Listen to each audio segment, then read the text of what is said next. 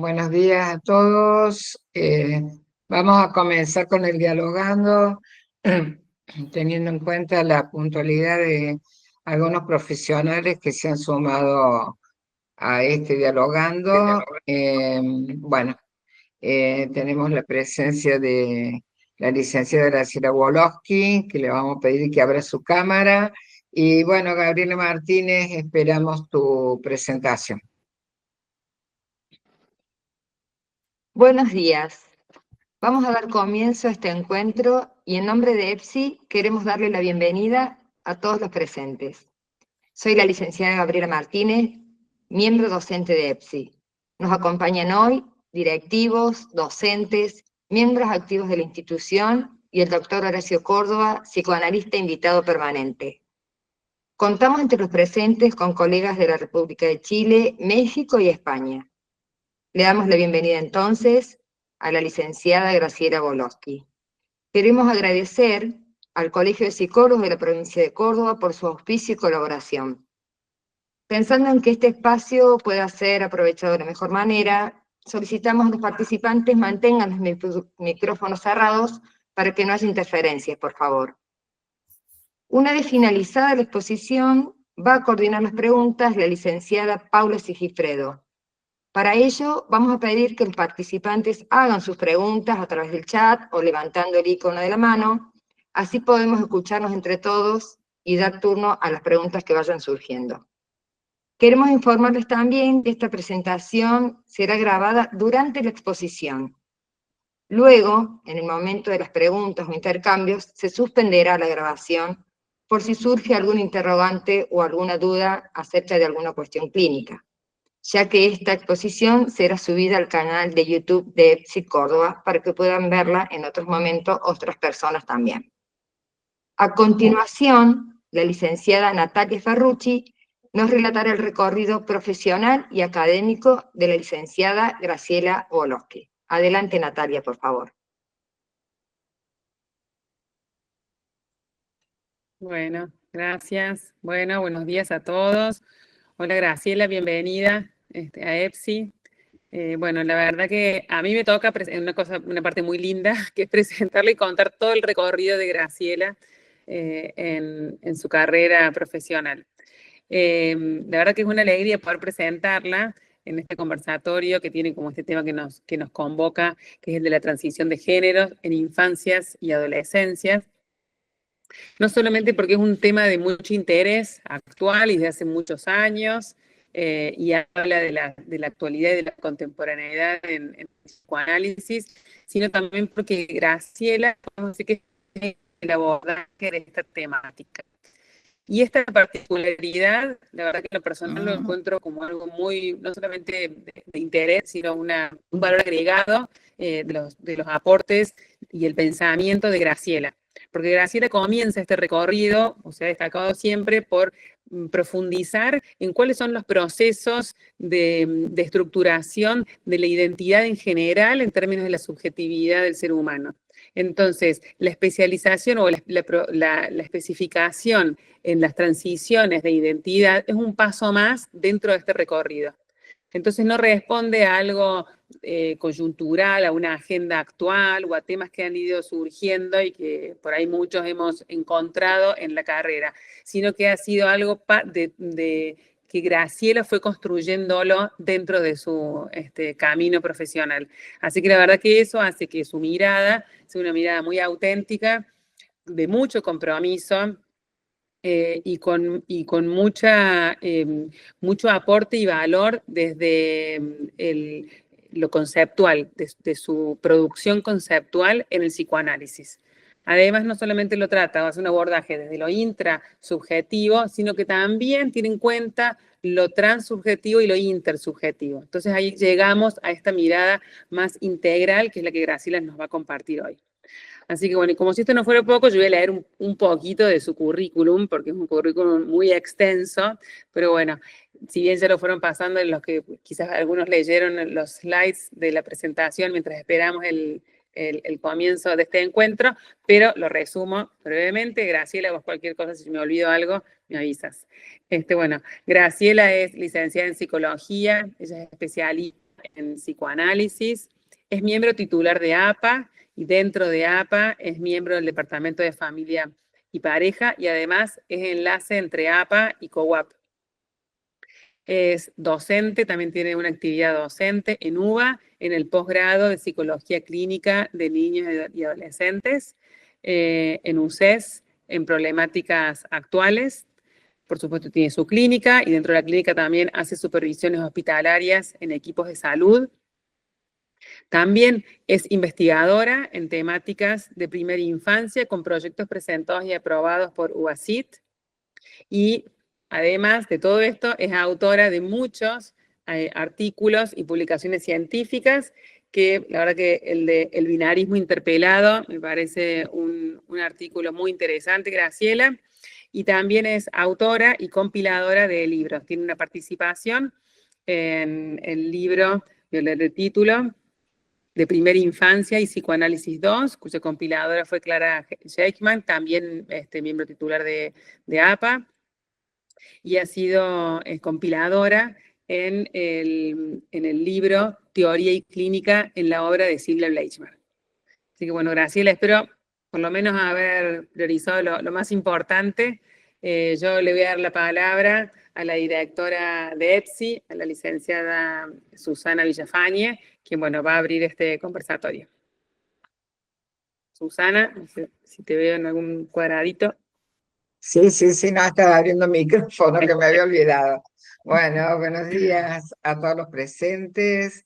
Agradecerle la participación en este importante encuentro, contando con la presencia de una psicoanalista tan destacada como lo es Graciela Woloch.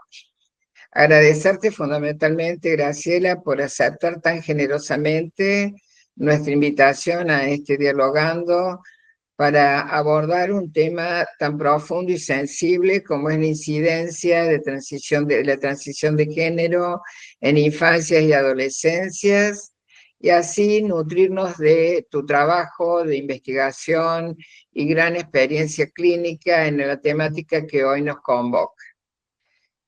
Como psicoanalistas sabemos que la sexualidad no es un camino lineal, sino que tiene que ver con complejos movimientos de ensamblaje de las distintas corrientes psíquicas y la cultura, y por eso consideramos importante discurrir y dilucidar con una profesional de vasta experiencia los montajes que pueden responder a distintos mecanismos psíquicos y configuraciones clínicas, ya que la homogeneización atenta a pensar no atenta, digamos, a considerar la diferencia. Y para comenzar este dialogando, Graciela, vamos a introducir como una primera pregunta, digamos, de la cantidad de preguntas que se nos puedan ir ocurriendo sobre este tema. ¿Qué se entiende por sexualidades nómades? ¿Qué se pone en juego a partir de estas presentaciones? Que si bien no son nuevas, sí están siendo visibilizadas y adquiriendo una dimensión y una significatividad que conlleva una comprensión ampliada de estas presentaciones heterogéneas. Bueno, Graciela, muchísimas gracias y te damos la palabra. Te escuchamos con atención. Bueno, nuevamente ya hace años la sexualidad genera interrogantes para el psicoanálisis, tal como ocurrió en su origen, ¿sí? Y es auspicioso que EPSI se dedique a profundizar en lo nuevo que está sucediendo. Y les agradezco mucho la invitación. Vamos a ver cómo vamos desarrollando. Yo escribí, para no irme por las ramas, algunas cuestiones que me parecen centrales en lo teórico y en las presentaciones de la subjetividad hoy. Si hablamos de incidencia, tenemos que hablar de lo que sobreviene, de la relación con lo que surge hoy, y la producción de subjetividad va a darle un cierto contexto histórico al destino pulsional. Y ahí yo tomo tomo a Silvia Bleichmar, con la que estudié muchos años, y ella hace una delimitación clara entre producción de subjetividad, que tiene que ver con lo histórico-político, con lo social, con lo cultural, y con cuestiones de época, y la constitución psíquica, que es un invariante, cómo se va armando psíquicamente un sujeto. Pero ambos dos, la producción de subjetividad y la constitución psíquica, se integran para armar las subjetividades de hoy. Entonces, lo que observamos es que desde mediados del siglo pasado, del siglo XX, de lo que va del actual, se vienen produciendo profundos cambios que van dando paso a nuevas concepciones en diversos campos del acontecer humano, en el campo de las instituciones, de las relaciones sociales, de la forma en que hombres y mujeres ejercen la parentalidad, del rol de la familia en la crianza, del ejercicio de la sexualidad. Las infancias y sus procesos de constitución y desarrollo no son ajenas a estas transformaciones. Tampoco las adolescencias. En nuestra práctica con niños pequeños que presentan conflictos con la identidad sexual, es con cierta frecuencia la tendencia, tanto de varoncitos, con tendencia a la feminización, expresando cierta ambigüedad en la representación de sí mismo, y esto es clave, tienen ambigüedad en la representación de sí. Y también niñas que no aceptan, aunque su sexo es femenino, el ser nena, si quieren los atributos del ser varón. Entonces, también aparece una representación de sí que tiene que ver con el contexto. Muchas veces me he encontrado con niñas donde aparece en la familia muy valorizado el lugar del varón, el papá médico cardiólogo, el hermanito que juega bárbaro al fútbol, y la mamá y ellas muy devaluadas. Y ella en determinado momento plantea que no quiere ser nena. Y en los dibujos aparece con su nombre verdadero y con un nombre de varón. Le gusta jugar al fútbol, quiere las remeras, no quiere mallitas de mujer, quiere andar con el torso desnudo. Y fue muy interesante esto porque la niña, yo trabajé con la madre, la niña era muy chiquita y trabajé con la madre porque ella era la que manifestaba mucha angustia y que no podía tolerar la alteridad de su hija. Cómo es ella, que había sido muy dependiente de su madre y que había estado muy pegada a su madre, no concebía cómo esta nena no quería ser como ella y tenía otra representación de sí. Pero era una nena muy perceptiva. Una vez la mamá me contó que cuando el padre se iba a trabajar, ella le dijo, ¿no hay un beso para mí? Y la niña le dice, ¿por qué las mujeres le tienen que pedir un beso a los hombres? Y papá nunca te pide a vos. Pero fue así, estas cuestiones tan finas y tan sutiles, hay que ir observándolas porque nos habla de un tipo de subjetividad instalada ya, y ella se opone a esta instalación. Luego se fue disolviendo esto y empezó a aparecer el valor de ser mujer también, una nena muy perceptiva, muy capaz en la escuela, pero bueno, tenía esto de captar aquello y de captar también cómo había una desvalorización del ser mujer en esta casa. Bueno, entonces expresan en general estos niños pequeños cierta ambigüedad en la representación de sí y una persistencia a veces en los varoncitos de la identificación primaria con el cuerpo primario, con el cuerpo de la madre. Los primeros tiempos de la vida y los primeros tiempos de la sexualidad estarán determinados por el lugar del otro, como sexualizador y como libidinizador. Tiempos que se integran con la función del narcisismo trasvasante.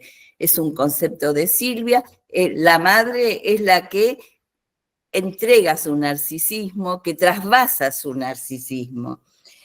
La madre también, así como sexualiza, propicia ligazones de esa excitación, posibilitando otros investimentos.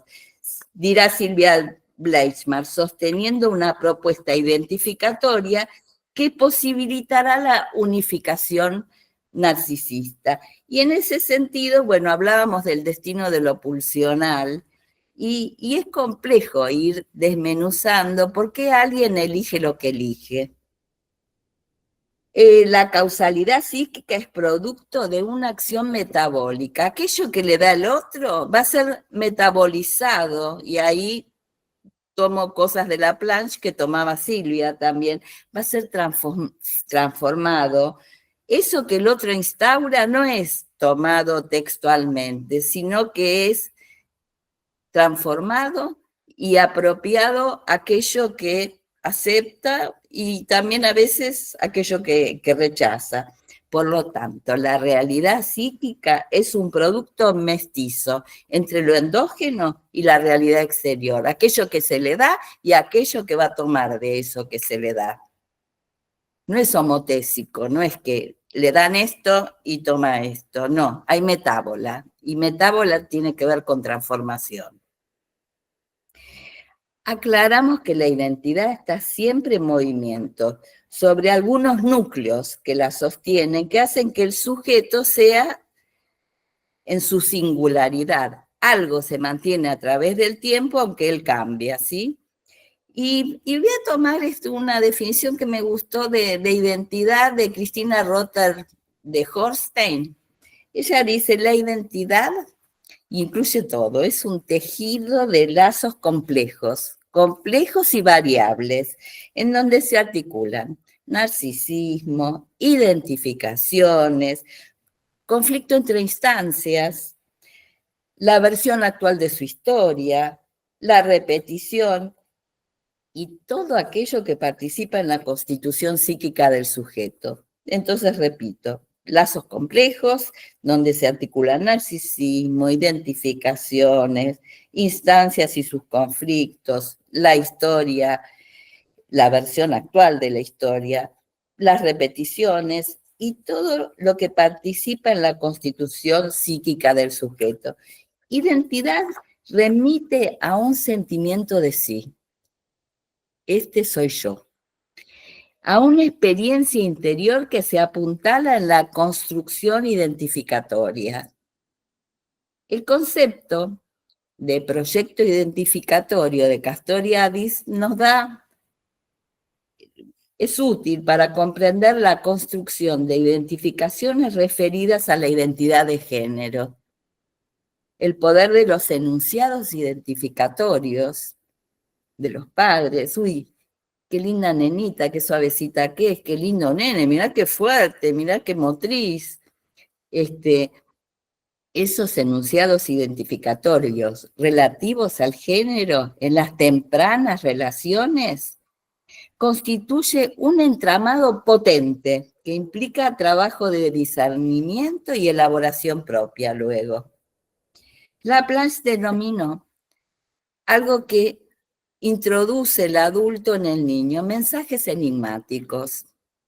Mensajes enigmáticos que tienen que ver con contenidos inconscientes del adulto que ya está estructurado, que tiene un inconsciente y que hay cosas que no conoce. A veces dicen cosas que no saben por qué las dicen, pero, por ejemplo, bueno, voy a decir un ejemplo cualquiera, un papá que ve que el adolescente sale con la pollerita muy corta y le dice, con esa pollerita vas a salir, y es un mensaje enigmático que ella lo resignificará después.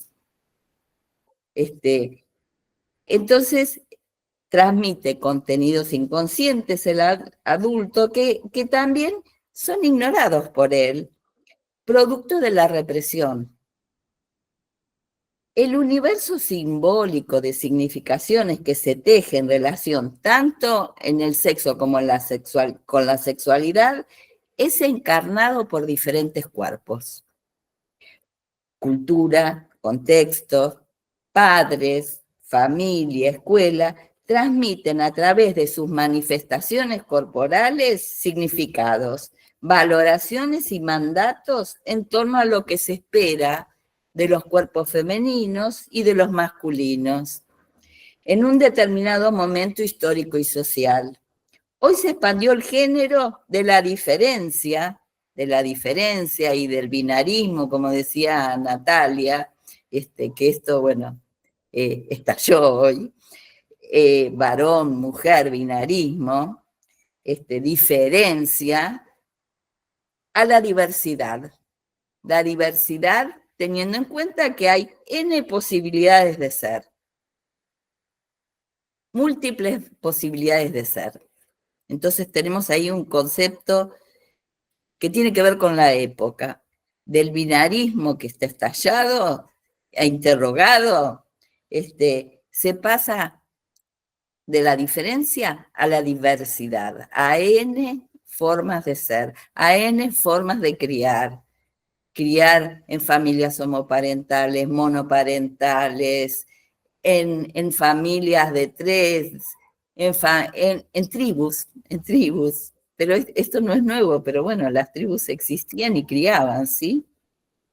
Emilce Bleichmar, que fue una de las primeras que trabajó el tema en un libro muy lindo que se llama El feminismo espontáneo de la histeria, dice que hay un primer hito importante vinculado al cuerpo y al género, que es la asignación, la rotulación que médicos y familiares realizan al recién nacido.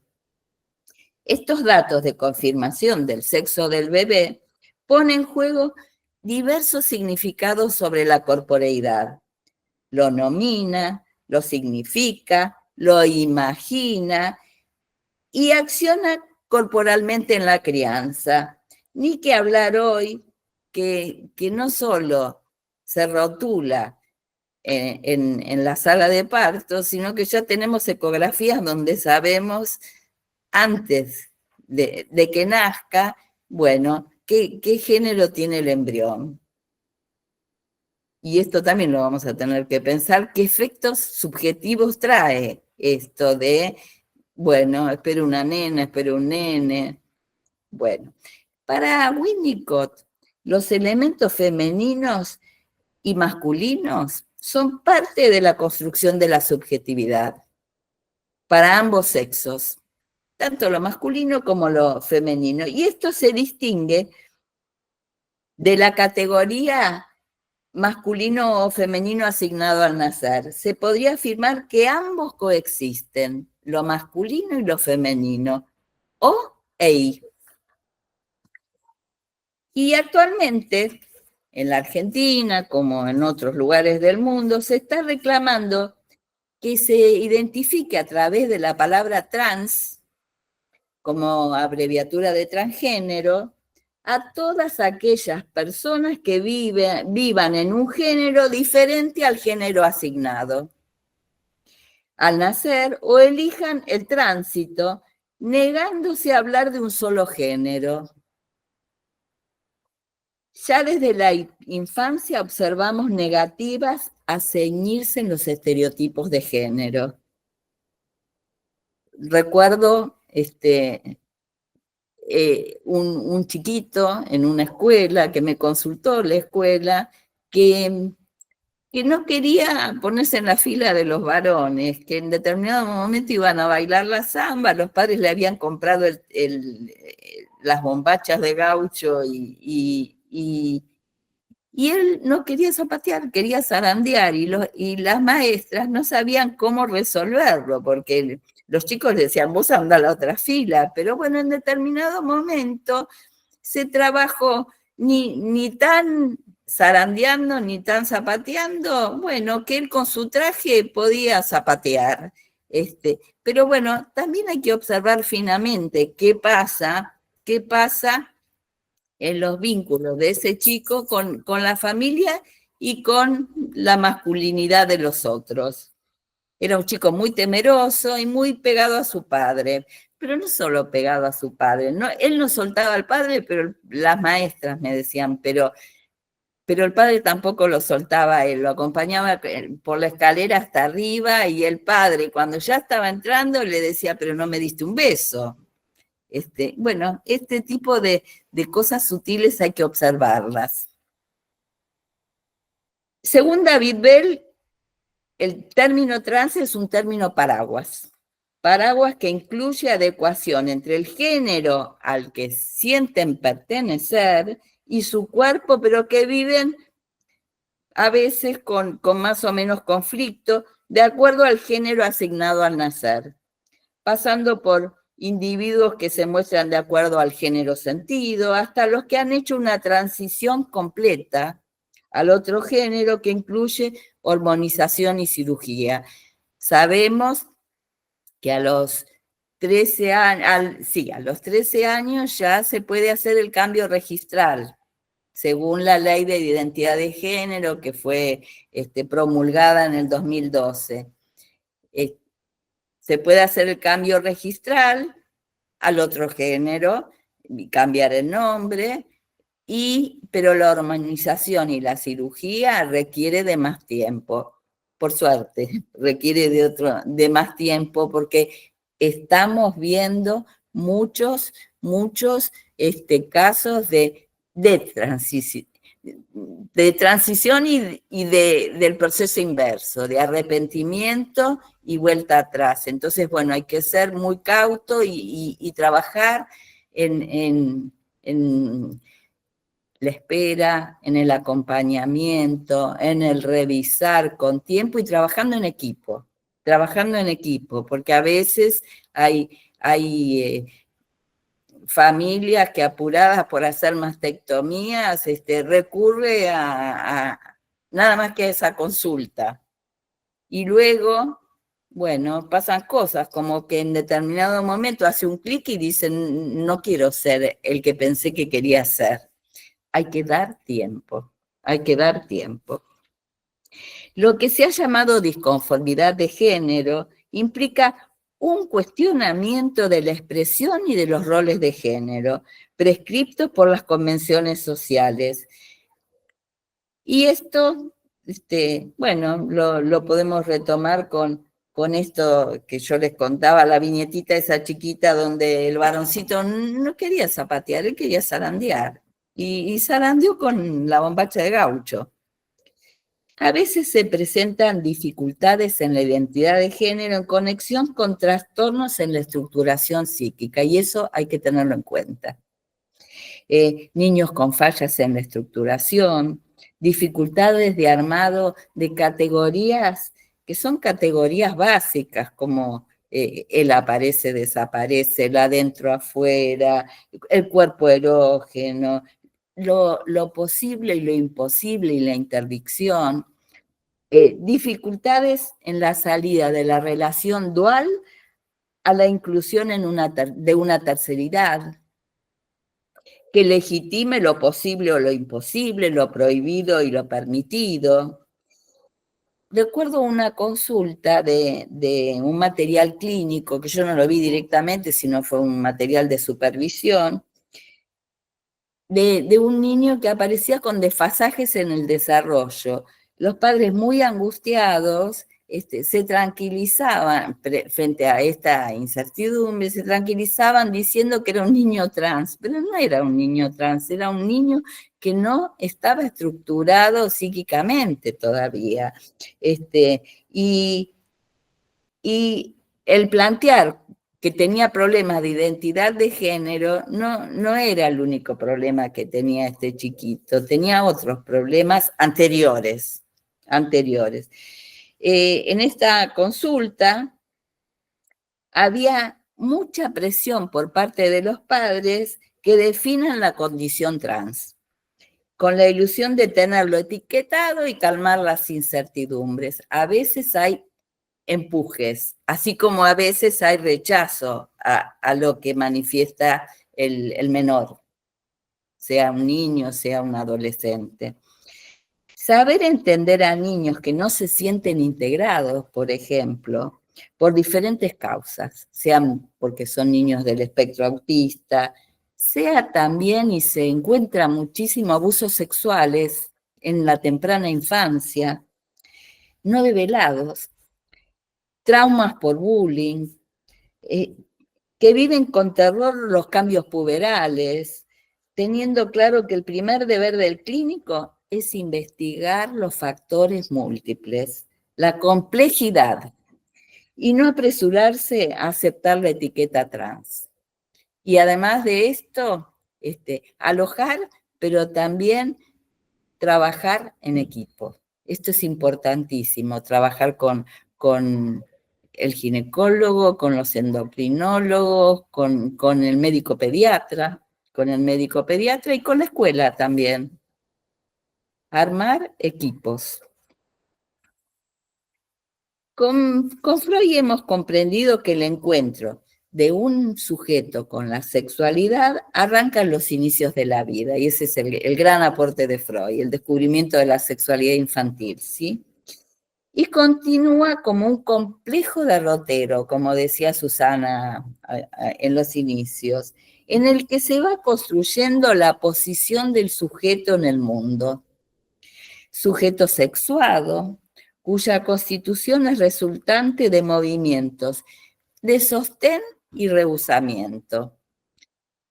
Esto es de Bleichmark, de los adultos que lo introducen a la vida y le aportan cuidados que le permiten la supervivencia. Pero es muy importante el sostén y también el rehusamiento, no todo es sí. También tengamos en cuenta que no hagamos loas de lo nuevo, ni tampoco rechacemos todo. Hay que finamente ir discriminando qué está sucediendo. ¿Qué está sucediendo?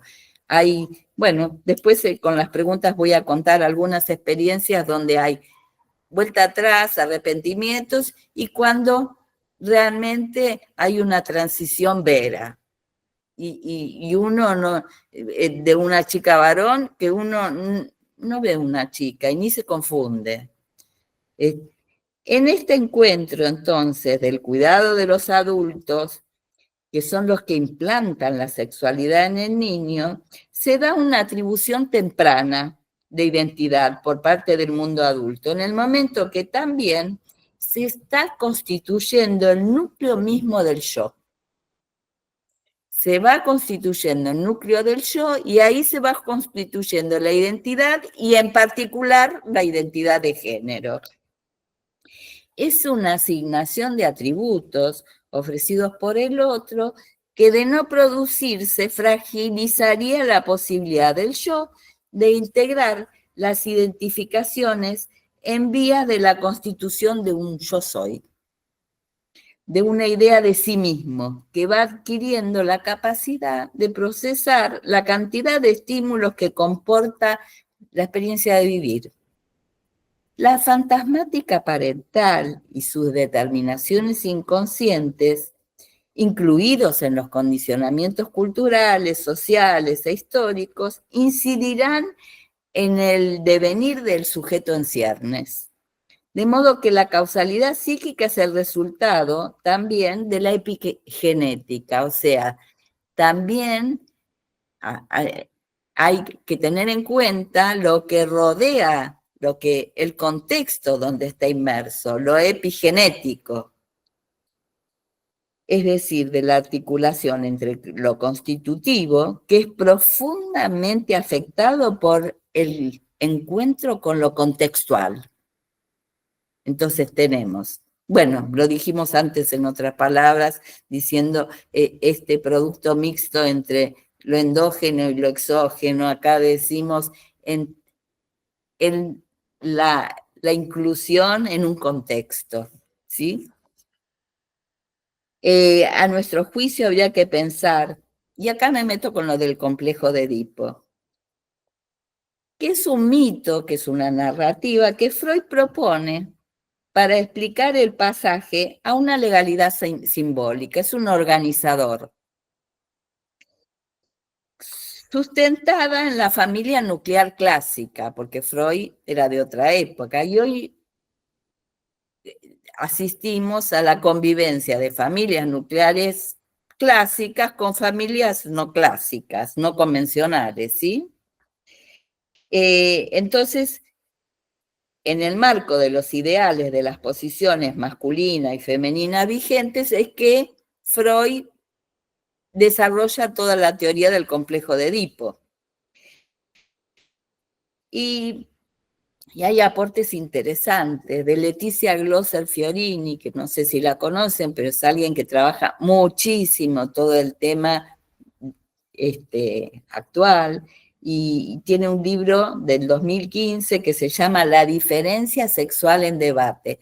Muchísimos artículos tiene, pero en distintas revistas. También tiene un libro anterior donde trabaja el tema de la femineidad. No recuerdo de qué año, pero anterior al del 2015, debates, la diferencia sexual en debate.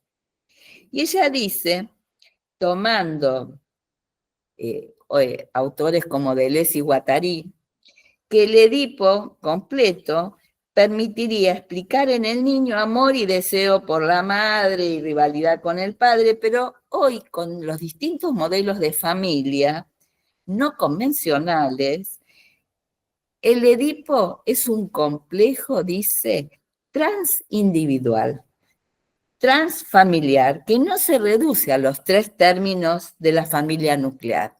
Repito, porque esto es el complejo de Edipo. Ella habla del complejo de Edipo positivo, negativo, el completo, pero muy ceñido a las familias nucleares clásicas. Pero ¿qué pasa? ¿Cómo pensamos con los modelos de familias nuevos? Nuevos y no tan nuevos, más visibilizados, diríamos, ¿sí? Ampliando las significaciones, pensando el recorrido del deseo y de las identificaciones imaginarias y simbólicas en cada sujeto, también siempre ligamos castración a complejo de Edipo. ¿Y qué pensamos? ¿Y qué pensamos acerca de la castración? Y ahí tomamos algunas cosas que desarrolló Lacan. Es una referencia a la castración, a la incompletud, a los límites, al no todo. A veces, cuando uno está acompañando transiciones, y incluso Paul Preciado lo dice, que a pesar de haberse hormonizado y hecho cirugías, no es el que pensaba ser. Hay chicos que se quejan de que tienen, chicos en transición, que pasan de mujer a varón y que tienen el pie muy chico. Y bueno, todo no vas a tener. Y por ahí algo con la armonización, algo va a crecer el pie, pero no vas a tener el mismo pie que un pibe de 42. No, tendrás como mucho 38, 39. Entonces, cuando hablo de castración, me refiero a la incompletud, a los límites y al no todo. Lacan propuso 3 registros, bueno, esto es resabido, lo real, lo imaginario, lo simbólico, para deslindar las significaciones del concepto de castración. Esto es interesante, y cuando hablo de complejo de Edipo, lo que sí tengo que tener en cuenta es la asimetría adulto-niño, el no goce intergeneracional, como prohibiciones, como la prohibición del incesto, el no goce entre generaciones, ¿sí? El no tomar al niño para goce propio. Esto como prohibición del incesto, ¿sí? Y siempre en la relación adulto-niño tener en cuenta la simetría, porque hay alguien que sabe y alguien que no sabe. Y ahí podemos remitirnos a Ferenczi, cuando Ferenczi dice que en los abusos sexuales muchas veces hay confusión de lenguas, de lenguajes, ¿sí? El artículo es confusión de lenguas, pero ¿qué lenguas se confunden? El niño habla de un lenguaje de ternura y el adulto de un lenguaje de pasión. El niño se acerca al adulto pensando que es el elegido, que va a ser abrazado, querido, pero no se le ocurre lo que puede pasar con la genitalidad, por ejemplo, porque todavía no lo tiene incorporado en su conocimiento, ¿sí? Entonces, bueno, esto para decir que, para retomar, lo de complejo de Edipo, la asimetría y la prohibición del goce intergeneracional. Y el complejo de castración, ¿cómo lo pensamos? Lo pensamos como incompletud, como no todo, como los límites. Bueno,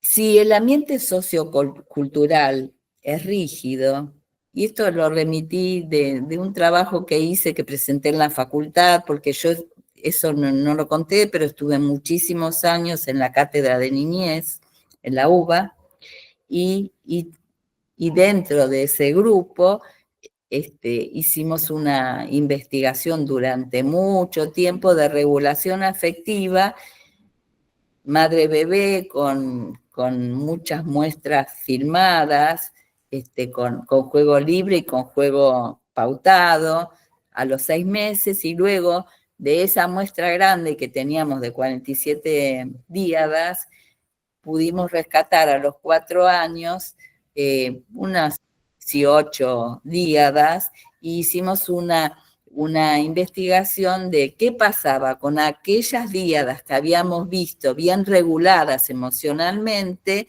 cuál era el rendimiento cognitivo de esos chicos y el logro de la función simbólica. Y la verdad que cuando había habido buenas regulaciones, convergencia en el juego, más convergencia que divergencia, veíamos buen desarrollo cognitivo.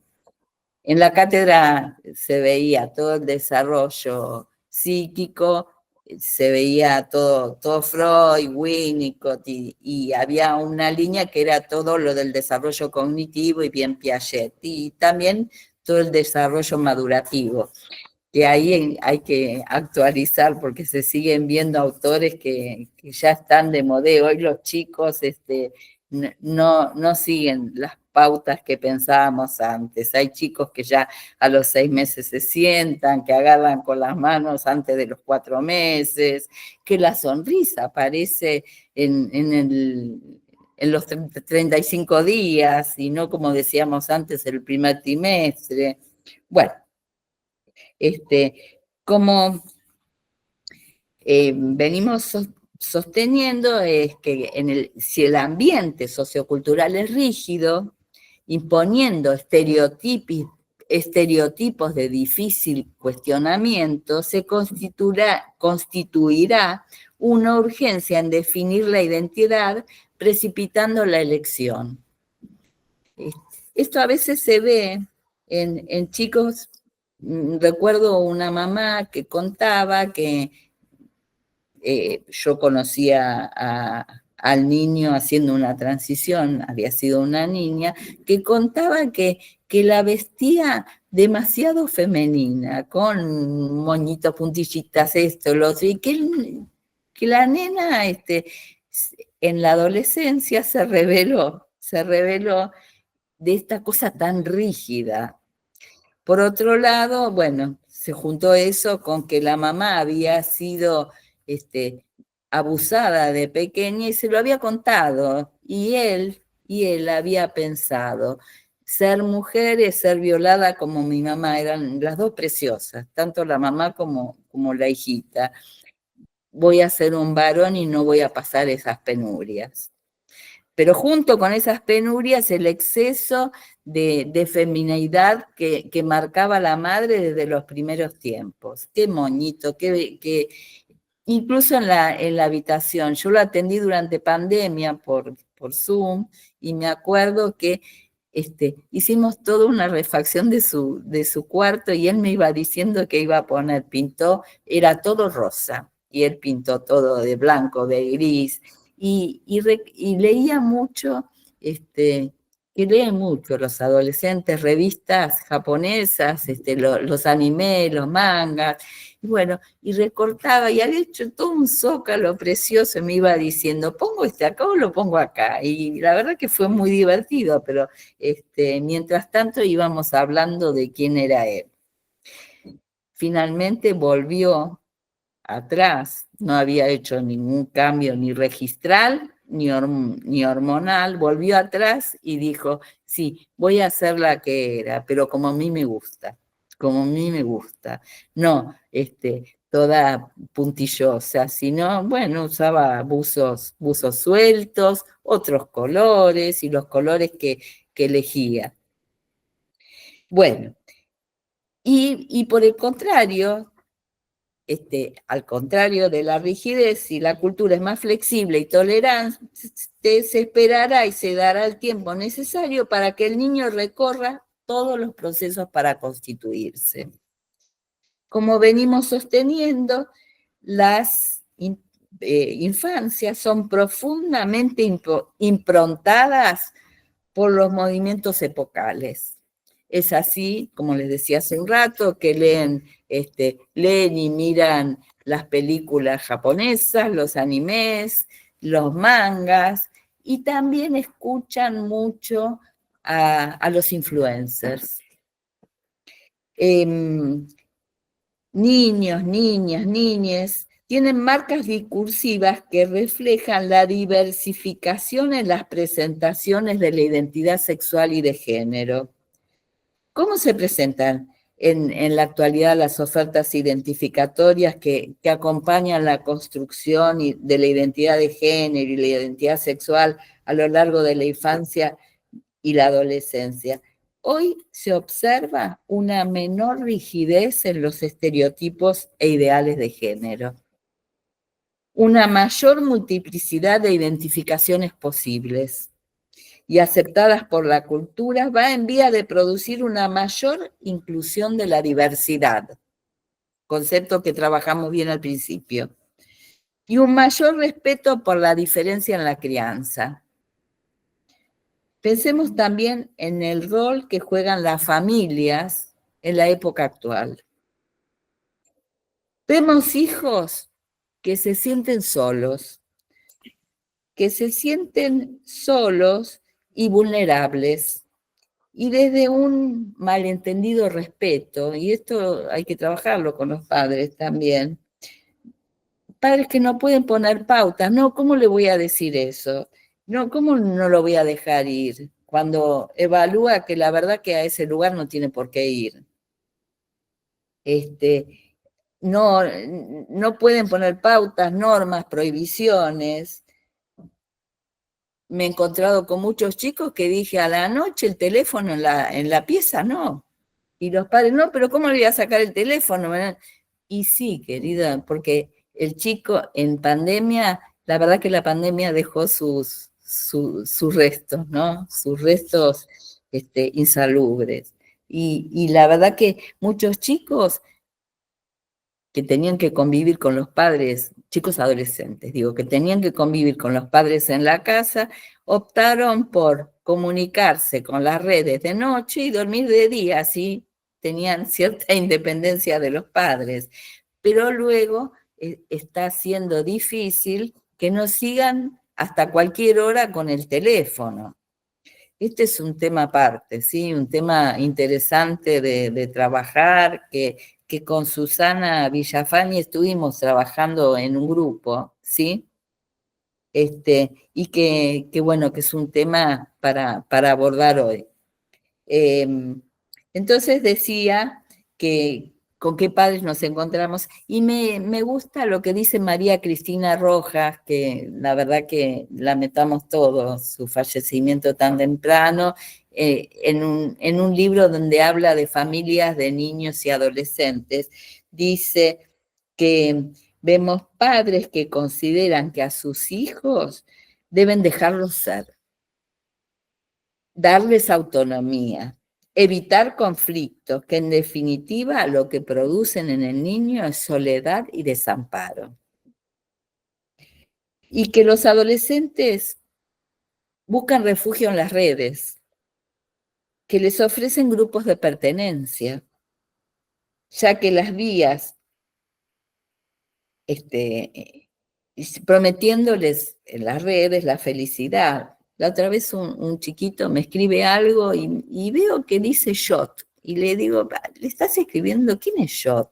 Y me dice, no, estaba en internet y me copió lo que le escribió al de internet a mí. Y ahí me entero que él dialoga con los de internet acerca, y hay mucho empuje a transicionar como un gran valor.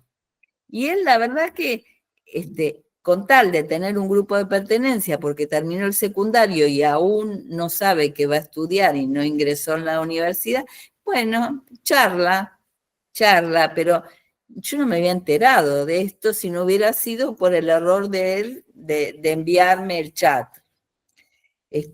Entonces, hay que estar, hay que estar. Y los adolescentes entonces decían, buscan refugio en las redes, que les ofrecen grupos de pertenencia, prometiéndoles la felicidad por la vía de la autodeterminación del sexo-género, ya que las vías de transformación se ven muy irrealizables. Esto está muy desarrollado en un artículo en una revista digital que dirigía Hugo Bleichmar, que ahora no sé quién dirige, que es Apertura Psicoanalítica. Si cuando quieran consultar algo, aparecen muchísimos artículos. Yo tomé esto que dije recién de Daurella, que habla de las transiciones. Entonces, y también habla de un mundo muy particular, un mundo inestable, en un contexto de incertidumbre social. Parece que tener la certidumbre de que quiero transicionar, calma algunas cuestiones, aunque complejiza otras. Bueno, Darío Steinreiber dice que al extraer la identidad del plano biológico y habilitar el derecho de los sujetos a definirse de acuerdo a su autopercepción de género, se despatologiza la condición trans, así como hace unos años se despatologizó la condición gay y homosexual, hoy ya está despatologizada la condición trans. Y se desarticula el imaginario de una identidad inmutable y esencial, abriendo a nuevos existenciarios. Leticia Glosser, y esto es para nosotros, para los terapeutas, dice que en una revista uruguaya del 2011, su artículo es Presentaciones cambiantes de la sexualidad, y la revista es una revista de psicoanálisis. Dice que presentaciones andróginas, mezclas y fusiones sexuales y de género recorren los discursos de las prácticas de las sociedades actuales, por lo menos en el mundo occidental. Algunas tienen que ver con lo que podemos llamar sexualidades nómades, en las que el ejercicio de la sexualidad se produce por fuera de las normas heterosexuales vigentes. Y ahí definimos lo de sexualidad nómade. Son las que se producen fuera de las normas convencionales clásicas, ¿sí? En las que el ejercicio de la sexualidad, entonces, se produce por fuera de esas normas, y otras cuestiones están relacionadas con cuestiones de género, no solamente el transexualismo como presentación clásica, sino también lo que en la actualidad se denomina transgénero, y que hace un rato yo les decía que se impulsa que se diga trans, pero que es un paraguas amplio donde podemos incluir distintas variantes, de los crossdresser, desde el transvestismo. Bueno, Es decir, entonces, que la sexualidad, en las sexualidades nómades hay una no aceptación de las asignaciones y códigos de género normativamente aceptados. ¿Está? Bueno, voy a citar a Tami Ayush, que es creo que es de Marruecos, pero vive en Francia, que vino a la cátedra de género este año, y que dice que el psicoanálisis, tanto en su teorización como en su práctica, pretende deconstruir esta lógica identitaria, enfatizando en una lógica exactamente opuesta de la psiquis. La identidad es una categoría metafísica, dice. Nosotros desde la psicología no trabajamos tanto la identidad, sino que la tomamos de la filosofía. Remite al carácter de lo que permanece. Sigo hablando de la identidad. Decide lo que permanece idéntico a sí mismo en el tiempo. Y los efectos del inconsciente rompen esta idea de una mismidad. Él dice de una ipseidad. La plasticidad psíquica, en un enfoque psicoanalítico, se inscribe en los movimientos identificatorios. Entonces, tomamos identidad para ver qué se mantiene a lo largo del tiempo, pero también tengamos en cuenta que el inconsciente hace lo suyo y determina también. Contra la identidad, entonces, la plasticidad psíquica en un enfoque psicoanalítico se inscribe en los movimientos identificatorios. Y las identificaciones tienen parte consciente y parte inconsciente. La identificación es siempre temporal y cambiante. Y ahí podemos empezar a contestar la pregunta que ustedes hicieron acerca de cómo puede ser que en la adultez haga una transición. Las identificaciones no tienen fin, siempre hay identificaciones, permanentemente. Aunque seamos adultos, tomamos atributos del otro, de los otros, de la cultura, ¿sí? La identificación entonces es siempre temporal, cambiante, y se define por una situación en tiempo, una historia, una finitud y una atribución proveniente del otro. En términos metapsicológicos, sigo con la cita de Tami Ayush. Cuando se pone énfasis en la multiplicidad psíquica y las capas de conflictos, en la pulsión y la dinámica psíquica, no tiene sentido hablar en términos de categorías unificadas y rígidas de masculinidad y feminidad, y diferencia binaria entre los sexos. A diferencia entre sexos en la teoría psicoanalítica, tenemos que ver también qué pasa con lo inconsciente, ¿sí? ¿Qué pasa con el conflicto entre instancias? ¿Qué pasa con el carácter inconsciente de las identificaciones? Bueno, en el plano jurídico podemos decir que ya está la ley de identidad de género que es bueno estudiarla también para ver etapas, para ver condiciones. Desde el 2012, que fundamenta en lo que hace a la construcción de la identidad sexual al reconocer la vivencia personal del cuerpo, la manera en que un sujeto se autopercibe, como parámetro para la elección de su identidad personal y del nombre que lo represente y figure en su documento. Bueno, voy a continuar hablando de cómo propone Milce la identidad de género como parte de la identificación primaria.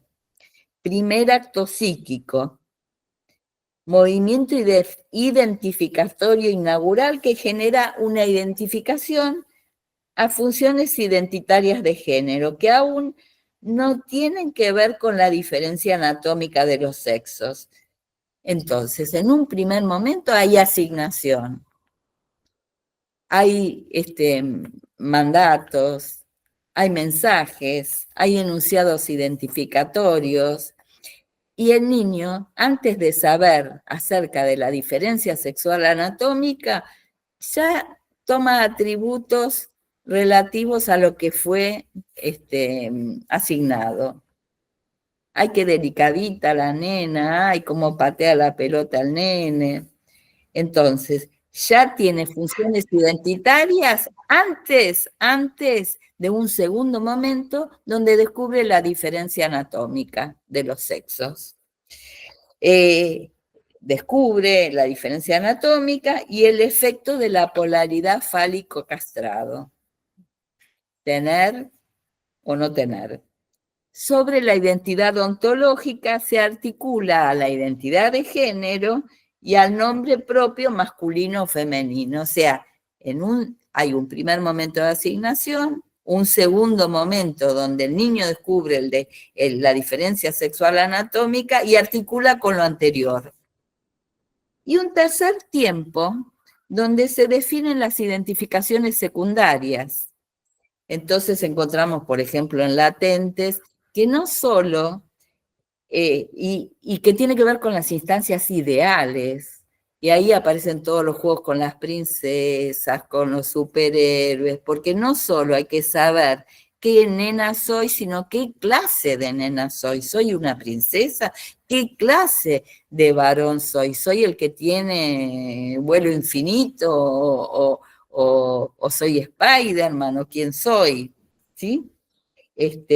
Y esos serían los tres tiempos. Sylvia Blechman también lo trabaja mucho, pero lo toma de Milse.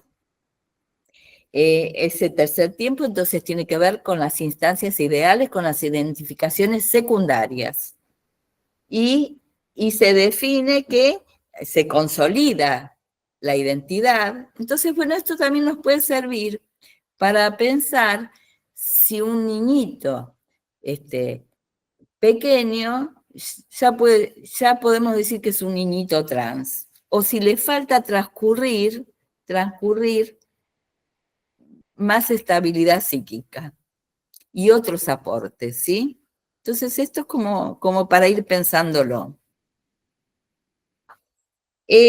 Al trabajar con adolescentes, bueno, entonces en ese tercer momento que yo decía de las identificaciones secundarias, se consolida la identidad, viene en la adolescencia, donde se afianza o se encuentra una vuelta diversa que consolida su identidad. Pero al trabajar con adolescentes nos encontramos con una paradoja. Primero, que el atravesamiento de la pubertad supone grandes cambios y exigencias, provenientes tanto del interior del sujeto mismo como desde el exterior. Estos cambios implicarán para el adolescente tareas de elaboración y tendrán efectos en su estructuración subjetiva, pudiéndose vislumbrar modificaciones en el estado de ánimo, en su comportamiento y en sus vínculos tanto familiares como sociales. Podemos decir que se produce la apropiación por parte del yo del diseño y realización de sus proyectos y roles nuevos a asumir. El universo adolescente, cada vez con más frecuencia, aunque no en exclusividad, está más acorde con la diversidad y con la disidencia, que afectan las identificaciones de género, las posiciones corpóreas, las prácticas sexuales y los modos de vinculación erótica y amorosa.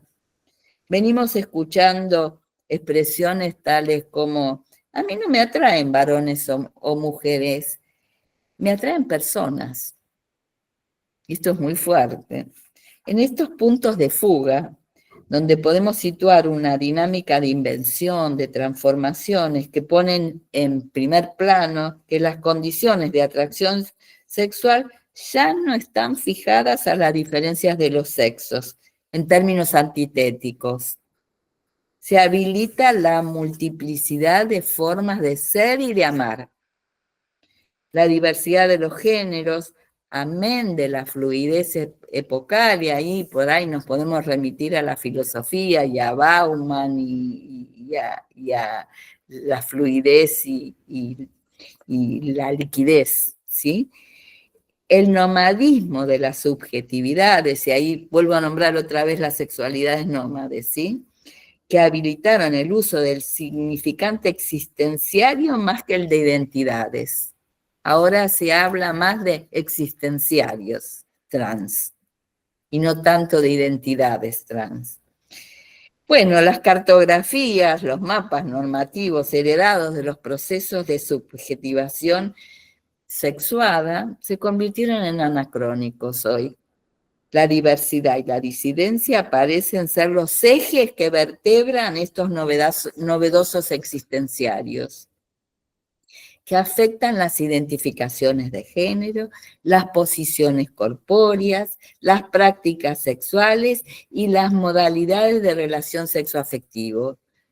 Al trabajar con adolescentes nos encontramos con una paradoja, el atravesamiento de la pubertad, que trae un contacto con el cuerpo, con todos los rechazos, con todo lo nuevo y también requiere de un acompañamiento y no de un apresuramiento.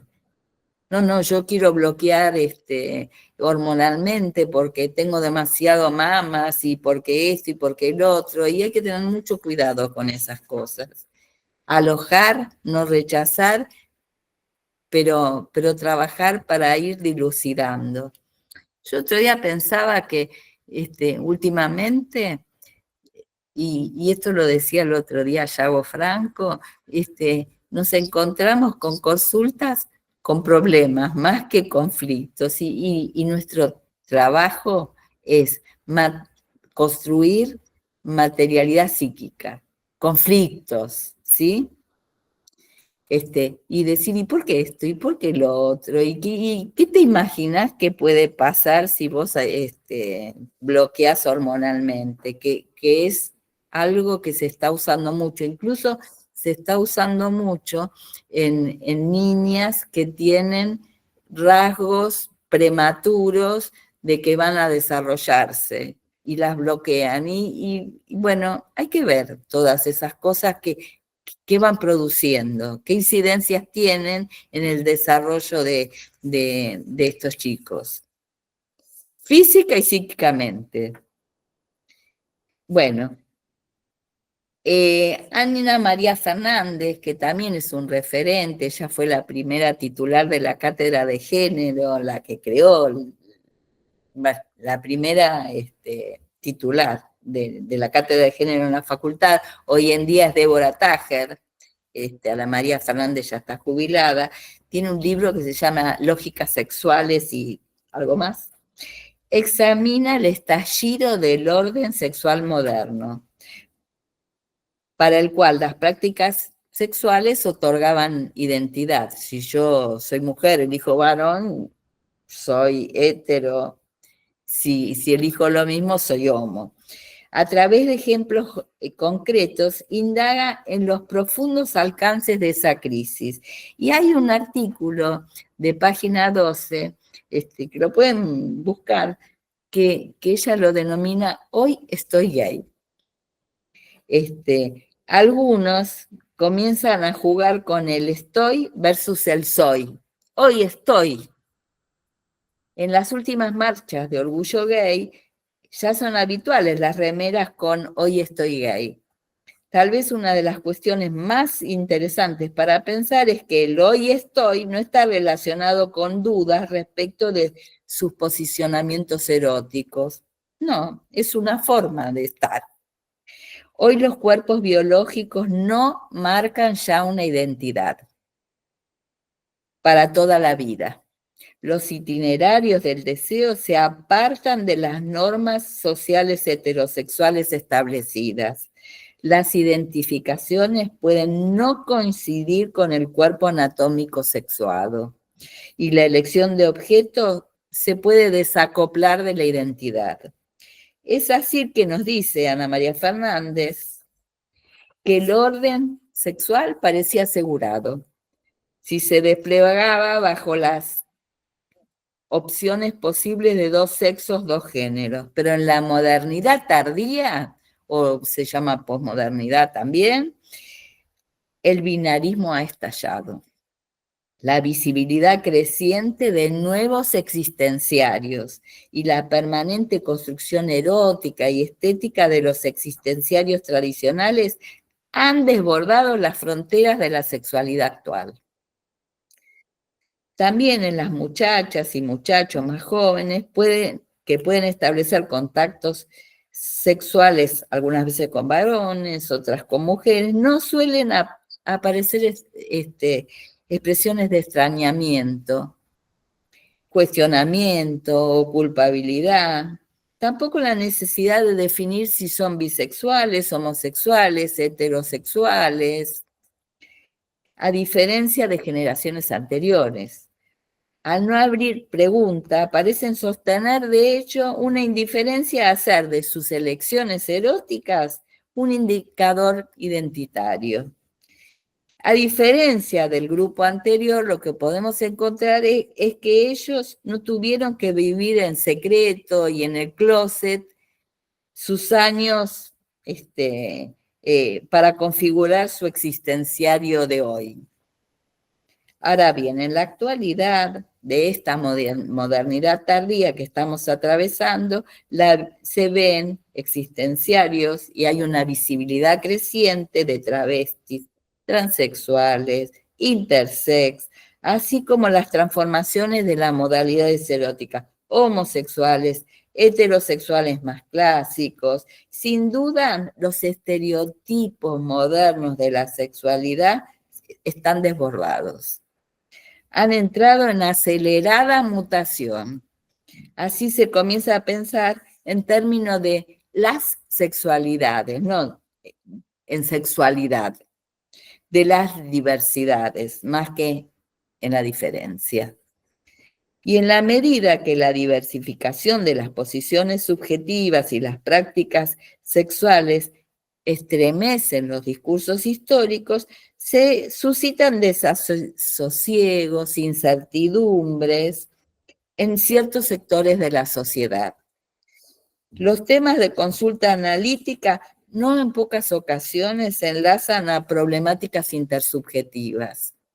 Muchas veces consultan porque son rechazados, tomaron una posición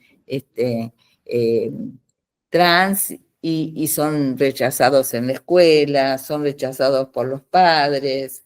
Y ahí me remito a María Cristina Rojas, hablando de las problemáticas intersubjetivas asociadas a la aceptación o al rechazo de los entornos familiares y sociales. Y ella dice, el tener que confrontar rechazos, silencios, no hospitalidades, hace más difícil para los hijos y las familias transitar el largo itinerario de transformación subjetiva que habilite no solo aceptar la diferencia, sino amar lo diverso.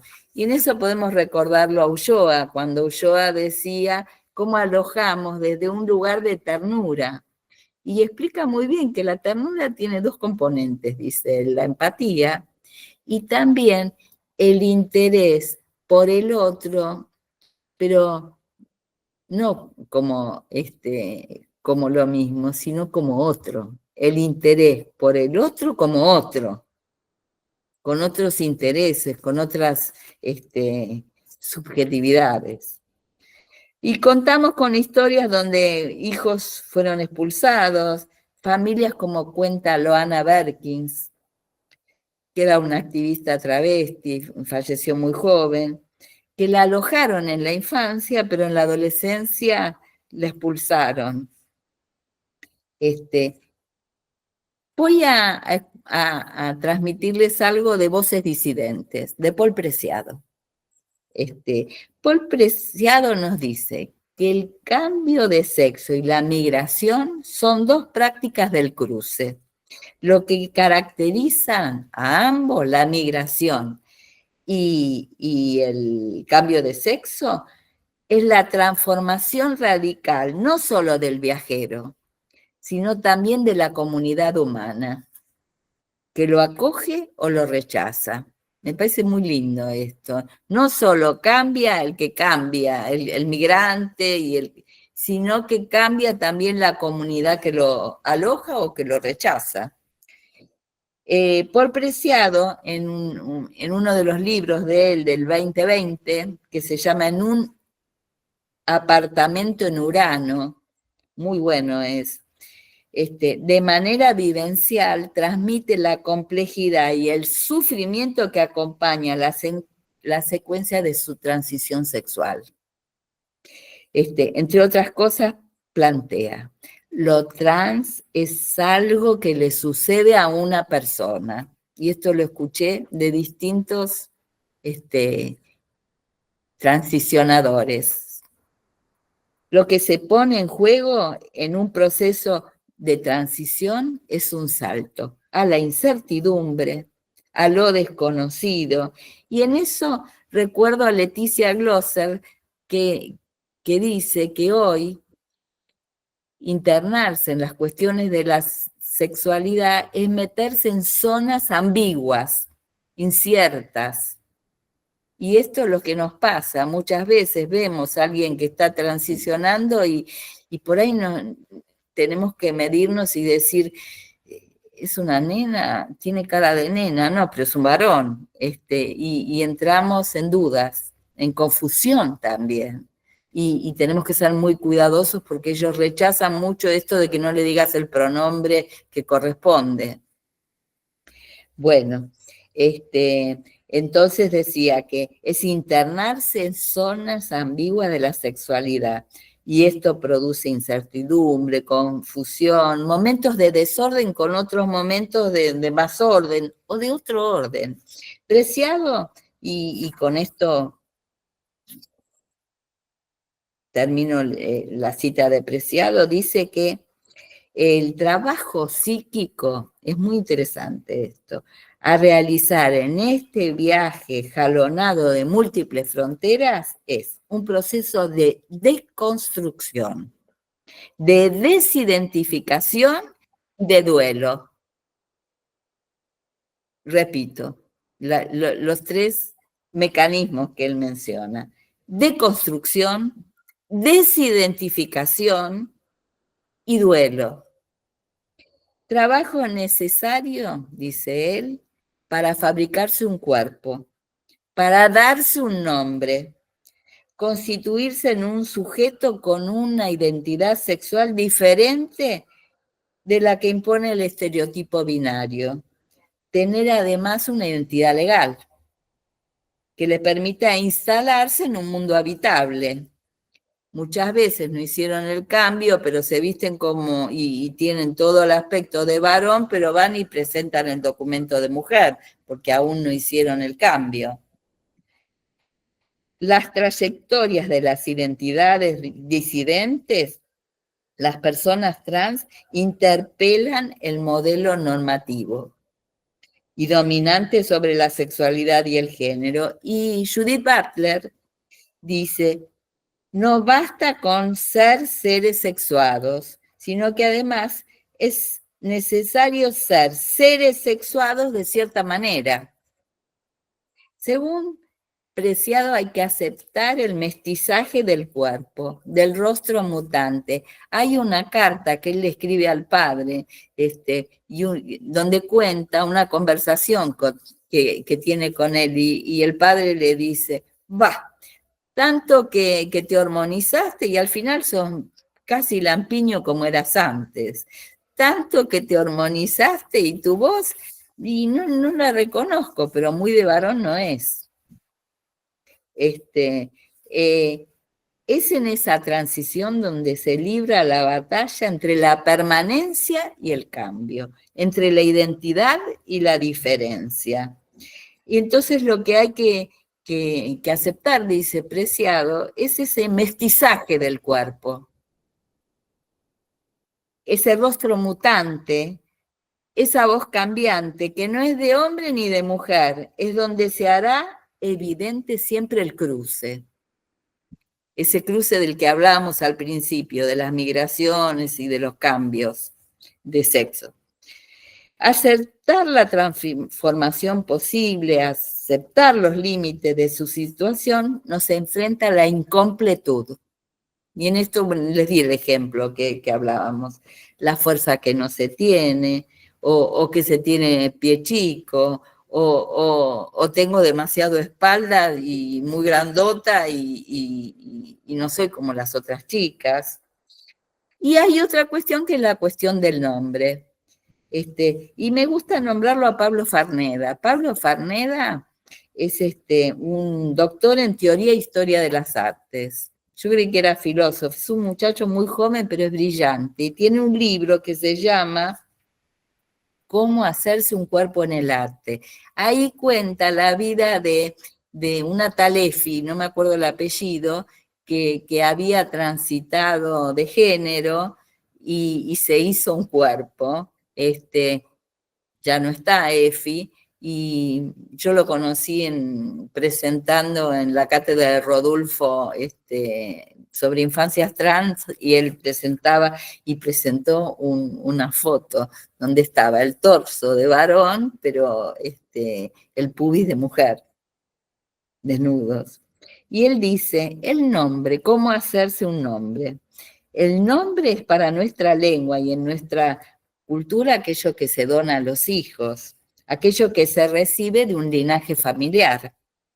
Pero el nombre no es lo mismo que el nombre propio. Nombre propio es la singularidad que encarna la experiencia del cuerpo. Es el cruce entre lo dado y lo que hacemos con ello. Y el otro día me pasó en una charla que me invitaron hace unos sábados del grupo Maldaski, que había un papá en la charla y pidió de hablar y contó que su hijo estaba haciendo una transición. Maravilloso lo que contó, porque en general se ponen nombres de personajes que conocieron en las redes o algún nombre, y él contó que su hijo que era María Yamila. Luego se puso él, Yamil, pero en un determinado momento los abrazó a los padres y les dijo que quería que le pongan un nombre a ellos. Y me pareció maravilloso, porque es una nueva vuelta en la adolescencia y una nueva vuelta, ¿no? Y también puede pasar esas cosas. No las conocía, pero me pareció maravilloso lo que contó este hombre. Bueno, a ver si hay algo más importante. Creo que voy terminando. Y sí, empezamos, Susana, ¿qué te parece? Voy cerrando Sí, sí, la verdad que la claridad y la amplitud que has tenido, que estás, bueno, desarrollando, Graciela, es maravilloso. Creo que nos deja a todos súper atentos y tomando notas de nuevas preguntas que van surgiendo, pero bueno, vos decinos cuando considerás ya la posibilidad de empezar a preguntarte. Te queremos agradecer profundamente dialogando sobre las incidencias de la transición de género. Fuiste súper esclarecedora, fuiste súper generosa en contarnos cómo abordar este paradigma binario interrogado, estallado, interpelado, y qué implicancia tiene esto, ¿no? En estas dos edades tan cruciales de la vida como son la infancia, las infancias como que llamamos ahora, y las adolescencias. Y a partir de ahí tomé algunas pequeñas notas de cosas que has dicho, de estas nuevas formas de ser, ¿no? De estas N formas de ser, estas N formas de parentar, cómo en lo contextual han cambiado tanto las incidencias que somos, que estamos, digamos, en función de otras prácticas, de otros tiempos, mirando nuestras concepciones psicoanalíticas desde otros lugares, con esta necesidad que vos de alguna manera traducís de ampliar el universo de los conocimientos, ¿no? Interdisciplina, diálogo con otras ciencias, trabajar junto con médicos, trabajar junto con las legalidades, ¿no? Conocer las leyes. La cuestión de lo trans, cómo lo definiste en un sentido muy amplio, y en un punto lo traes con mucho desprejuicio, ¿sí? Y conceptualmente muy sólida cuando hablas de los nuevos existenciarios, como decíamos, ¿no? A mí me llamó mucho la atención esto de las nuevas identidades. No, eso ya no lo llamamos más así, ahora lo llamamos nuevos existenciarios. A mí me queda investigar por ese lado. Bueno. Y luego, bueno, la claridad de pensar las identidades como no fijas en este tiempo, ¿no? Y bueno, la propuesta a partir de ahí, nosotros de pensar las cuestiones teóricas, como un Edipo que conserva algunos fundamentos, pero no sus formas tradicionales, así como estos paradigmas binarios transformando, ¿no? Han sido transformados. Y la situación final, como para decir, bueno, con que una de las cosas que a mí me resonó mucho es validar nuevamente nuestra función como terapeutas y como analistas de construir materialidad psíquica. De que ese es un paradigma que sí sigue en pie. Y en general, bueno, agradecerte una vez más y decirte que bueno, que vamos a seguir preguntándonos y que si te tenemos de nuevo vamos a estar muy contentos. Es un lujo. Bueno, muy linda síntesis. Bueno, pedimos en esta despedida, a ver, Paula. No sé si quieren abrir los micrófonos, le podemos brindar un afectuoso aplauso a Graciela por su Un tiempo. fuerte aplauso y un agradecimiento por la presentación. Muchas gracias. Bueno, Muchas gracias, Graciela. Realmente un honor compartir esta experiencia con vos. Muchísimas gracias. Un beso. Te dejamos en libertad. Muchas gracias, Graciela. bueno, María Elena, leí lo que pusiste, sí, bueno, un gusto.